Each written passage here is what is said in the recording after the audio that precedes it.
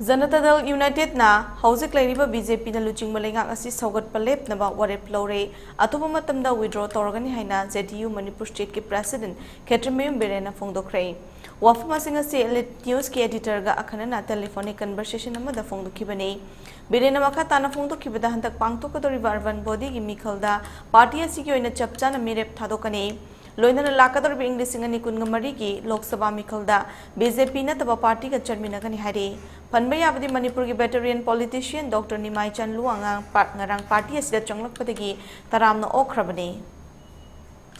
JDUC, BJP, Gilenga, Sogapato, like in help from Singer, Manipur veteran politician Dr. Nimai Chan Luang, Opagiton, the Polo, the Hajik Chaptava, Stancy, Kari Labor, among the Tambu.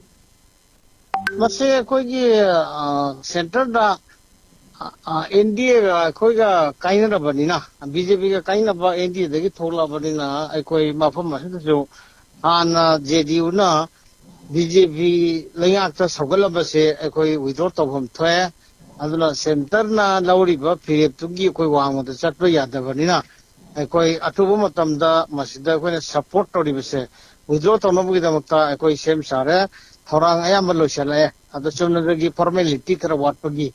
Aku national leadership, amati aku honorable emergency peminat aku madu kalau mau tambah lok sopok tadi tahu ayat itu muka tanam bagi tangai betul ngai apa ni.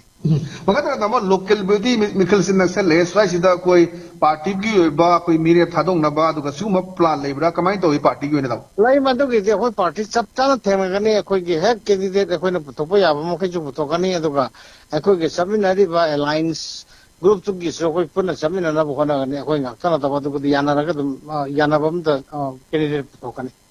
Alam makata na koi laga ba 2024 ki Lok Sabha mikal sida di achauba kari ahong urapok ngamgani koi Manipur ki nasu aduga sai sida koi Lok Sabha mikal sida JDU ki stil sik kamai legi ni daw.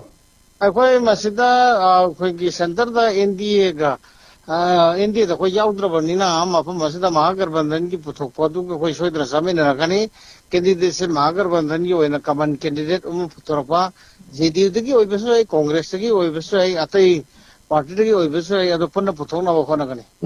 Yang mengaji, aku lagi tamu guna sebab. Thank you so much, tamu. Welcome.